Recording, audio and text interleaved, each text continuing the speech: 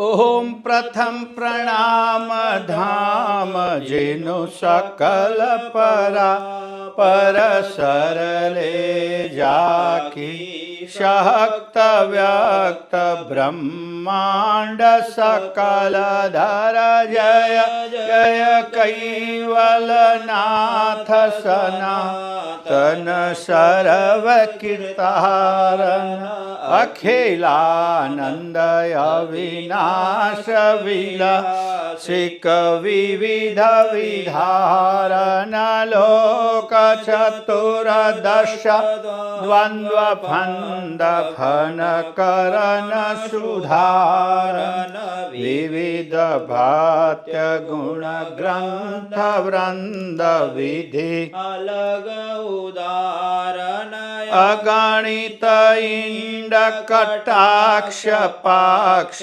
वसु तम पद परम अलंग सलंग एकतास आस को जाने न मर्म हंस निवासन धाम धनी तुम पुरुष पुरातन नमो नमो निर्वाण प्राणपति सचर समासन प्रकृति बिनो धन्य पुरुष पलक में खलक उपासक आन्य धाम पति देव युगल शक्ति तन शकतब देवन के देव सकल शिर हो तुम कैवल साक्षिवांत सुत सलंग प्रौढ़ पद पुरुष कलमल जय करुणा मय कांत अंत मध्य आद्य परापर हंस रूप स्तुति कुबेर निज ग्रंथ करण स्वर मंगलाचरण प्रथम एहि धरन सजन उर ध्यान अब ग्रंथन प्रारंभ हो सुनहो शांत सुजान लोक असंख्य उत्पन्नगते सतदीप सुरधाम सो सब ग्रंथ में भाख्य हो विविध भात्य गुण ग्राम सकल अंग भिन्न भिन्न गति अर्थ बोध शुभ सार कहे कुबेर कर के कहूँ संशय हरन भव पार आद्य सकृत स्वराज करुणेश कैवल कर्ता की जय। श्री कृष्ण स्वामी महाराज की जय। परम गुरु श्रीमद करुणा सागर महाराज की जय। द्वितीय वीराचार्य श्री नारदास जी महाराज की जय। तृतीय वीराचार्य श्री बड़देव दास जी महाराज की जय। चतुर्थ वीराचार्य श्री भगवान दास जी महाराज की जय। पंचम वीराचार्य श्री प्रयागदास जी महाराज की जय। षष्ठम वीराचार्य श्री शीतलदास जी महाराज की जय। सप्तम कुबेराचार्य जगत गुरु श्री अविचल देवाचार्य महाराज की जय। श्री सर्व संतन की जय। श्री सर्व देवन की जय। श्री ज्ञान संप्रदाय की जय। श्री गुरु गादी सारसापुरी की जय। श्री कैवल धाम की जय। कथा सत्संग प्रारंभ समय का सत कैवल साहिब। सत केवल साहिब, सत केवल साहिब, सत केवल साहिब। कैवलम चिदेनम अवेनम वयन्नम निधन्नम लघोयम हम अमस्तु निरालम नारायणम अहन्नम प्रणेयम નયેતિ નર્ણેયમ પ્રણાયમ પરંતુ જપેનમ જપાયમ કાયન્નમ મયાયમ મનાતિ મગોયમ સ્વયં ત્વં સમસ્તુ જહાનમ ધાતા ધેયન્નમ વિછંદમ વિનયજે કરોતિ વિવર્જિત વસ્તુ વિધેવૈ વેદંતમ અચંતે નચંતમ સુનાતિ સનાતન જયનાથ વનંતો અગાધમ વોધમ લહે જન્મહાદમ કુબેરમ તે અન્મમ નમામિ નમસ્તો. શ્રીમદ કરુણા સાગર મહારાજ કી જય. કૈવલ ધામ કી જય. જગત ગુરુ શ્રી અવિચલ દેવાચાર્ય મહારાજ કી જય. સત કેવલ સાહેબ, સત કેવલ સાહેબ, સત કેવલ સાહેબ. અમે હજુ હરિદ્વાર છીએ, આજે નીકળવાના છીએ, એટલે અત્યારે કથાનું આયોજન આ કરી દઈએ છીએ. આજના યજમાનની વાત કરી લઉં. આજે એક યજમાન પરિવાર છે અમારા ઓસ્ટ્રેલિયામાં, વિષ્ણુભાઈ મગનભાઈ પટેલ, એમના દીકરા કે દીકરી ખબર નહીં પડે, એમને ફેનિલ છે. ફેનિલ જે હોય એમનું સંતાન વિનોદભાઈનું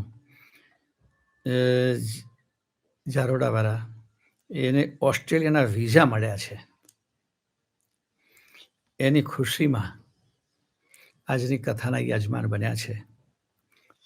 ફેનિલ, ખૂબ ખૂબ શુભેચ્છાઓ તને. ઓસ્ટ્રેલિયા જાઓ, ખૂબ સારું ભણો અને ખૂબ સરસ કમાવું પણ ખરા, અને તમારા માતા પિતાની માફક ધર્મ સાથે પણ જોડાઈ રહો. કે આપણે તો કહેવાય છે ધનાર ધર્મ તત સુખમ. ધન અને ધર્મ ભેગું થાય તો જ માણસ સુખી બને છે. એકલા ધનથી સુખી થતો નથી. એકલા ધર્મથી જ સુખી થઈ શકે, કારણ ધનની જરૂર ના પડે. ધર્મમાં હોય તો ઘણી વખત ધનની જરૂર ના પણ પડે, એવું જીવન જીવે. પણ ધન પ્રાપ્ત કર્યા પછી ધર્મ નહીં હોય તો ધન તમને સુખી નહીં આપે, સુખ નહીં કરે. હવે મેં કહ્યું તેમ નેટ આવે જાય કરે છે, એટલે બહુ તકલીફવાળું કામ છે. હવે અત્યારે તમને જેમ મેં કહ્યું તેમ હરિદ્વારમાં એક બહુ મોટો કાર્યક્રમ, આખા જગતના સંતો ભેગા કર્યા, તમારા સંતે, અને છે મોટું સ્વપ્ન, સનાતન પીઠ, મહાપીઠ.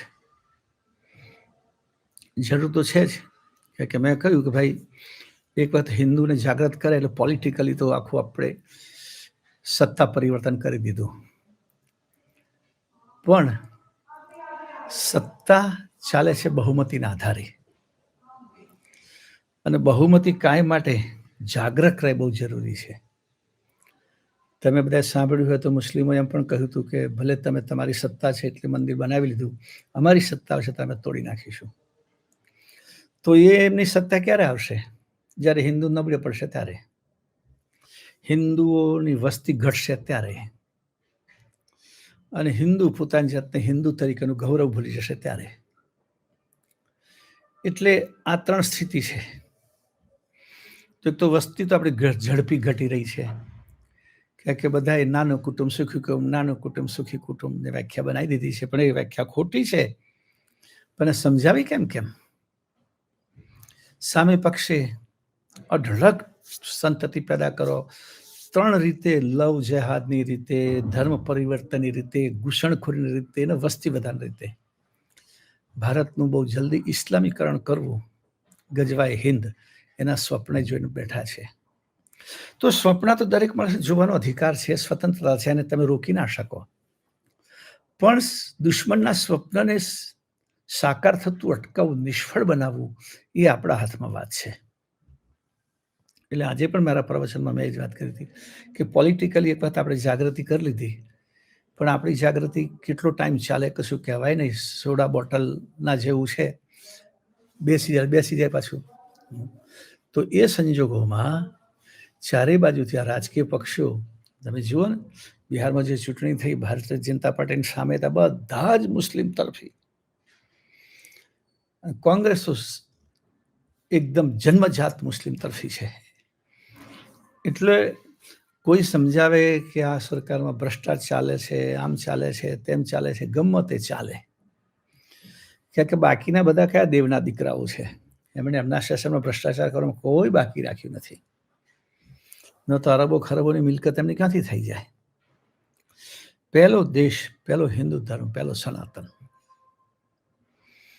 એટલે એના માટે દરેકે દરેક પોતાના યુવાનોને, પોતાના બાળકોને, પોતાના દીકરા દીકરીઓને ધર્મ જાગૃતિ, આપણા ધર્મનું જ્ઞાન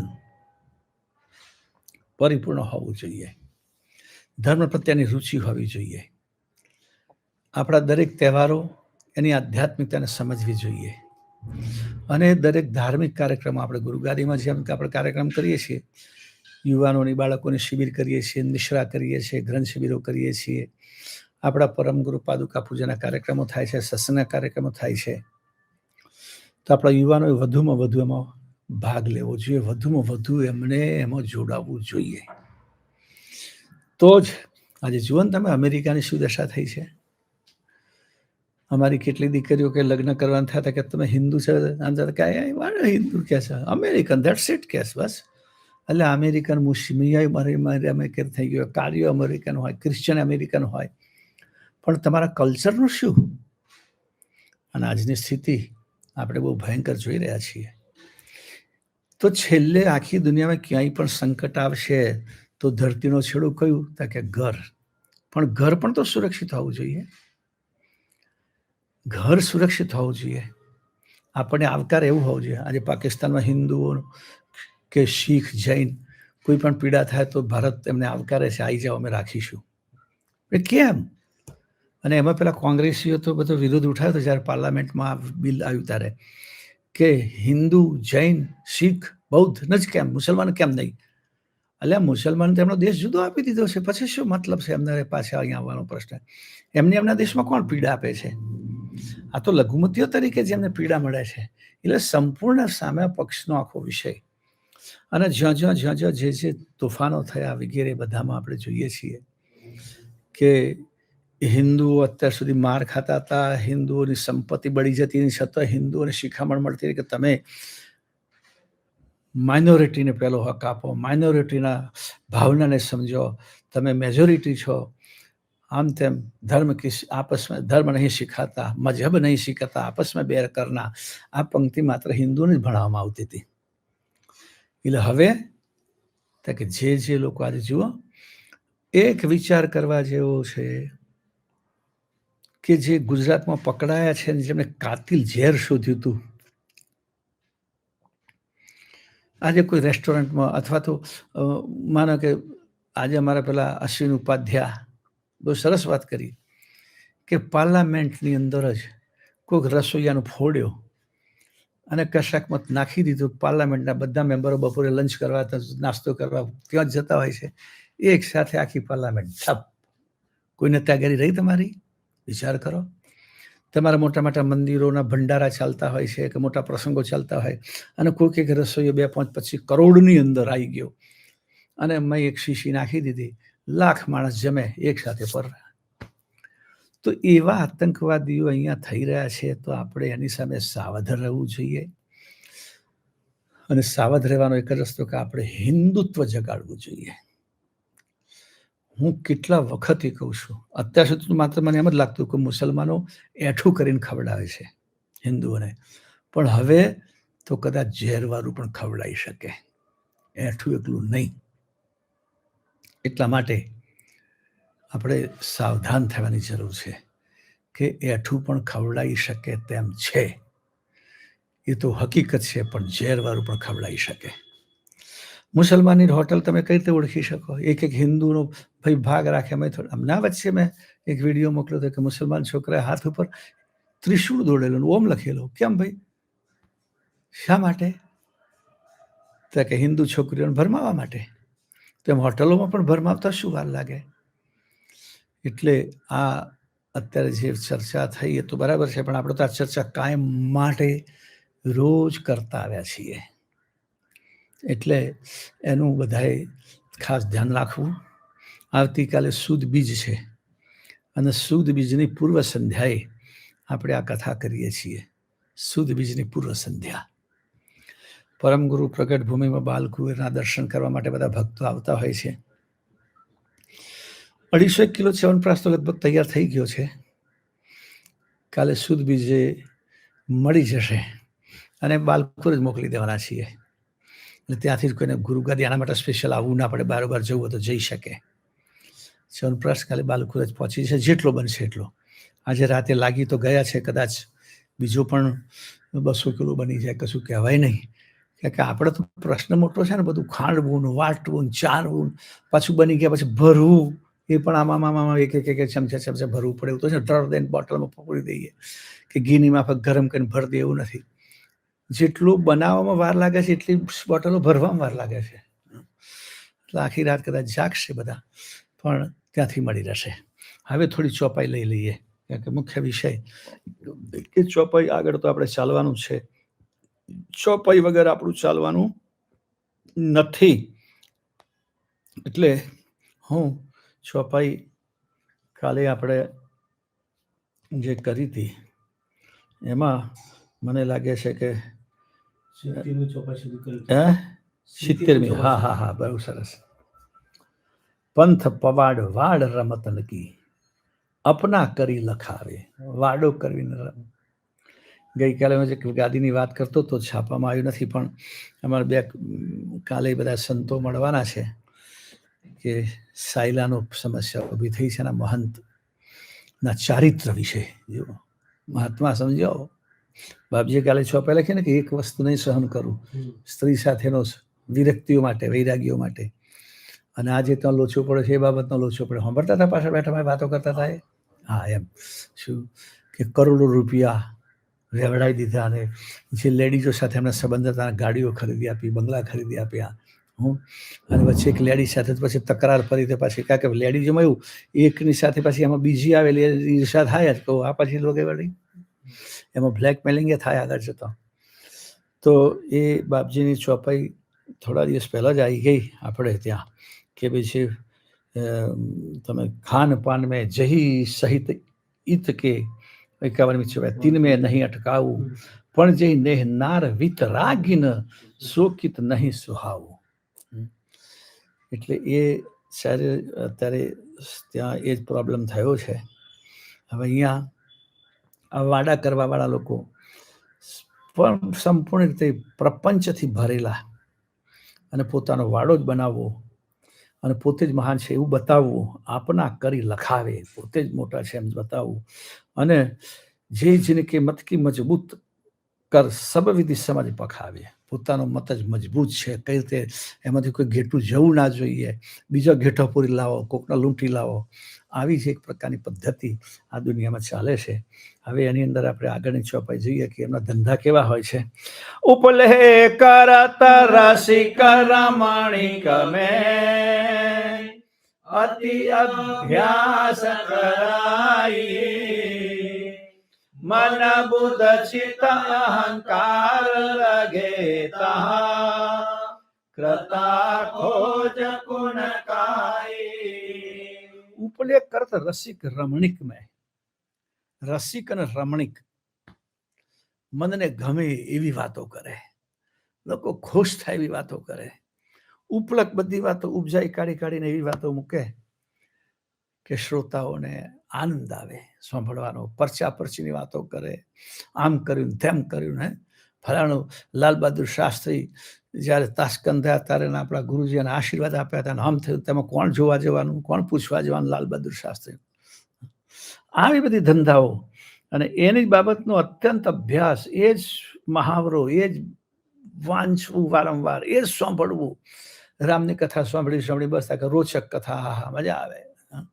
મહાભારત, રામાયણ, ભાગવત.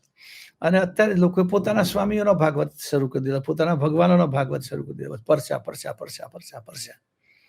એટલે આ બધાની અંદર આ રીતે લોકો ગુમાયેલા હોય છે. અને તમે એટલી જ વાત નક્કી કરો કે જો મન બુદ્ધ ચિત્તને અહંકાર પહોંચે એટલે આ પરચા, ચમત્કાર, લીલાઓ, આ બધી વાતો શું થાય કે મન બુદ્ધિ ચિત્ત અહંકાર સુધીની વાતો છે આ. ત્યાં સુધી એ 4 વસ્તુ વડે કરતા પદને પહોંચી શકાય નહીં. કરતા પદ તો એથી દૂર છે, તત્વાતીત છે. એટલા માટે તો પરમ ગુરુ કહે છે આ પ્રમાણે બધાએ મન બુદ્ધિ ચિત્તને જેટલું પ્રસન્ન છે એ જ પોતાના મનને જોડ્યું છે, પણ કરતા પદ શું છે એને શોધવા માટેનો કોઈ પ્રયત્ન કર્યો નથી. એવી પ્રકારના વાડાઓ વાળાના ધંધા ચાલે છે. હવે આપણે 7મા અંગ ઉપર લઈશું આગળ. નરવે ચિંતામણી ચાલે છે. ધીરધ ઉધાર જ્ઞાન બિનો સુર કી દેખી ન દલ દર જોઈ પરમ ગુરુ બિના પરમ પતિ ન કી ઇનસે ગતિ ન પાઈ. ધીરધ ઉપાદ જ્ઞાન બિનું સુર કી, આ બધા જે છે કે ભાઈ કરતા દેખીને દલ જાય. જેમ દાખલા તરીકે કોઈ મોટી ઉપાધિઓ આપવામાં આવે કોઈને, નથી આપણે ઘણા બોલે ત્યારે મોટી મોટી ઉપાધિઓ આપે. ચલો માને કે દીવાને સૂર્યની ઉપાધિ આપો, તો ઉપાધિ તો આપી દીધી, પણ એનાથી રાત્રે પ્રગટાવો તો દિવસ ઉગવાનો છે. ઉપમા આપવાથી કશું થતું નથી કે છે. એનાથી દલદલ ના જાય. દેવોને પણ મોટી મોટી સર્જનાની ઉપમાઓ આપી દીધી, ભગવાનની ઉપમાઓ આપી દીધી, ધર્મગુરુ ભગવાનની ઉપમાઓ આપી દીધી, પણ એનાથી મોક્ષ રૂપી જન્મ મરણના દુઃખ રૂપી દળદળ મટતું નથી, મોક્ષ રૂપી સુખ પ્રાપ્ત થતું નથી. એટલે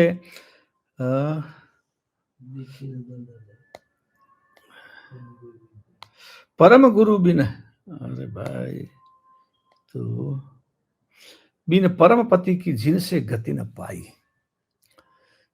જ્યાં સુધી પરમ ગુરુ પાસેથી પરમ પતિની ગતિ પ્રાપ્ત ના થાય, સર્જનહાર કોણ છે એ સમજ ના પડે, ત્યાં સુધી આપણું જન્મ મરણ રૂપી દુઃખ મટવાનું નથી. દેવોને ધર્મગુરુને સર્વોપરીના હા અંતે ગમે એટલો તમે એમને ઉપમાઓ આપી દો, પણ આ તો જેમ દીવાને સૂર્યની ઉપમા આપી એના જેવી વસ્તુ થઈ ગઈ. પરંતુ પરમ ગુરુના શરણમાં આવો અને પરમ ગુરુના જ્ઞાનને સમજો, તો જ તમારું દળદળ મટશે, તો જ તમારું જન્મ મરણ રૂપી દુઃખ દૂર થશે. એટલે દીર્ઘ ઉપાધિ જ્ઞાન બિનું સુર કી, દેવોની સમજ વગર ઉપાધિ આપી દીધી, અને કેટલા તો બસ ઉપાધિ આપી હાચી, દેખીને દલદલ જાય, પણ એનાથી તમારું દળદર નહીં જાય, જન્મ મરણ રૂપી દળદર ના જાય. એ દળદર ક્યારે જશે? પરમ ગુણા શરણમાં આવશે ત્યારે જ. પરમ ગુણા શરણ આવે વગર નહીં થાય. એટલે પરમ ગુણની ગતિ જ્યાં સુધી પ્રાપ્ત નહીં થાય આપણને, ત્યાં સુધી આપણું કાર્ય સિદ્ધ થવાનું નથી. પછી આગળ શું હોય ચોપે લઈ લઈએ આપણે. જ્ઞાન બિના નિજ ગમ નહીં પાવતા, સુર સુરી નર મુનિ જન સે બિન કિલે જો કુવન વિકસતા ખડક સમલ ટોપન સે. વાહ વાહ, ખીલાથી કૂવો ના ખોદાય. સમજણ પડી? મોટી કોશ જોઈએ. બિન કિલ જ્યાં કૂપન વિકસત, મોટી કોશ હોય ત્યારે જ આખો કૂવો તમે એક. બીજી બાજુ શું છે? ખડક સમલ તોપન છે. ખડક, સંબલ અને તોપ, તલવાર. તો આનાથી જ આપણું કામ થઈ શકે. બિન કિલે જો કુલપ ના વિકસત. કોઈ આમાં બાપજીએ શું લખ્યું છે? હા, કુલપ. કુલપ એટલે તાળું. કૂંચી વગર તાળું ખુલતું નથી એમ સમજ. બિન કિલ જ્યાં કુલપ ના વિકસત. ઉપરથી ગમે એટલા અથાડા મારો તો કે તાળું ના ખુલે. તાળું તો કૂચીથી ખુલે, પણ તમે ભલે તોપ વાપરો કે મોટી તલવાર વાપરો કે કોશ વાપરો, પણ તાળું ખુલે નહીં. તાળું ખોલવા તો શું જોઈએ? ચાવી. જુઓ કેટલું મગજમાંથી નીકળી જાય ત્યાર પાછું આ કુલપ એટલે તાળું એમ. તો એના વગર તો કે છે તમારું કામ જ ના થાય. તો એવી રીતે કરતા પદની ગતિરૂપી ચાવી પરમ ગુરુ પાસે છે. એ ચાવી તમને પ્રાપ્ત થાય તો તમે પરમ પદને પામી શકો. સુરસુરીન મુનિ જન સે જ્ઞાન વિનાની ગમ નહીં પાવત. પછી સુરીજન હોય, મુનિજન હોય કે બધા ગમે એટલા હોય, દેવો હોય કે ઋષિ મુનિઓ હોય કે સંતો હોય કે ગમેલા ધર્મગુરુ હોય, મોટા મોટા જલસાવાળા હોય, પણ જ્યાં સુધી પરમ ગુરુના જ્ઞાનની ચાવી તમને ના મળે ત્યાં સુધી તમારું અંતર હૃદયનું તાળું ખોલે નહીં. તાળું ના ખોલે તો રૂમમાં શું પડ્યું કે તે ખબર પડે. કરોડો રૂપિયા પડ્યા હોય પણ થાય કે તે મળે કઈ રીતે કે છે, એ સ્વાભાવિક વાત છે. તો આગળ વાત કરીએ હવે. ખડકા સામાલ તોપ અધિક લોહન સે જ્યાં નહીં ખુલે કુલ પહી તેહી પર કારણ દેવ દિરગઈતા નિજ પદ પખે અલપહી. ચાવી તલવાર કરતા મોટી ના, તોપ કરતા મોટી ના, અથોડા કરતા મોટી ના, નાની છે. તો ચાવીથી તાળું ખુલે. આ તોપથી તો આખું બારણું ઉડી જાય પણ તાળું તો ના ખુલે. એ પ્રમાણે જેમ ખડક સમલ તોપ અધિક લોહન છે. ખડક તલવાર અને તોપ અને સંબલ સંબલ મોટો કોષ જેને કહેવાય, એનું લોખંડ કોષ એને કહેવાય. એની અંદર લોખંડ ચાવી કરતા વધારે છે, સંબલ કહેવાય. તો એની અંદર આપણે હળંગ કે પથ્થર તોડવાની હળંગ એમ, એટલે સંબલ. સબ્બલ હિન્દીમાં સબ્બલ કહેવાય. તો એ લોખંડમાં તો ભારે છે, એમાં બે મત નહીં. ચાવીની દ્રષ્ટિએ લોખંડની ગણવા જઈએ વજન તો કઈ ગણું છે, પણ એનાથી તાળું ના ખુલે. એ મોટા મોટા સંપ્રદાયો હોય ને મોટા મોટા મંદિરો હોય ને મોટા મોટા જલસાઓ થતા હોય ને તમે જુઓ પૈસાનો પાર નહીં, એ મોટી તોપ જેવા છે, મોટા સંબલ જેવા છે. પણ કૈવલ જ્ઞાનની નિજ જ્ઞાનની ચાવી વગર મોક્ષનું બારું ખુલી શકતું નથી. એટલે આખર તો એનું એ જ મહત્વનું છે, એમના શરણે આવવું પડે તો કે છે તમારું તાળું ખુલે. એટલે તમારી ચોપાઈ થઈ ગઈ 38 થઈ ગઈ, બરાબર છે.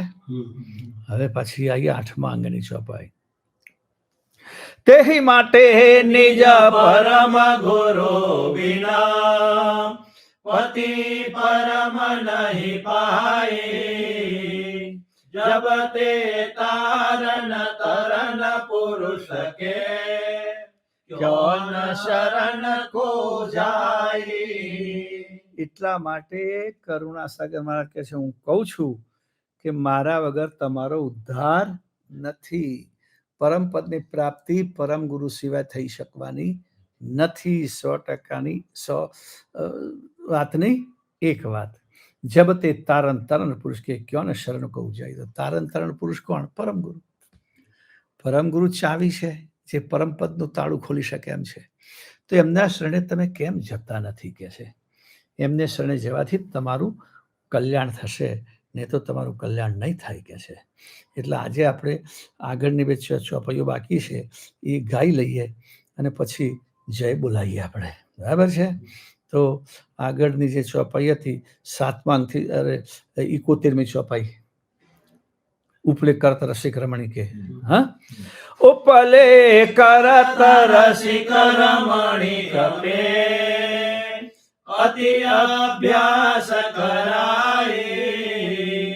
મન બુદ્ધ સિતાંકાર લગે તા કદા ખોજ કુન કાઈ.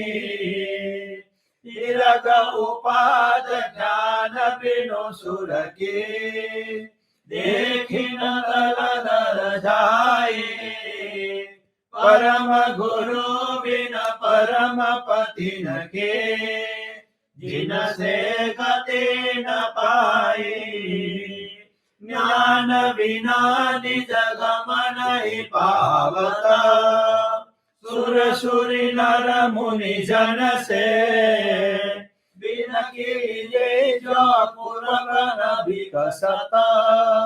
ખડક સમલ તો બનશે ખડક સમલ તો અધિક લોહન સે જો નહીં ખુલે કુલ પહી તેહી પરકાર દેવ દીર્ઘ ગરિતા નિજ પદ પકે આલપહી તેહી માટે નિજ પરમ ગુરુ બિના પતિ પરમ નહીં પાઈ જબ તે તારણ તરણ પુરુષ કે કોન શરણ કો જાય. હવે અમે અહીંયા કથાની પૂર્ણાતિ કરું છું, પરંતુ જેમના તરફથી જે કથા છે એ યજમાનનું નામ આપણે પહેલાં લઈ લીધું, પણ એ કટ થઈ ગયું.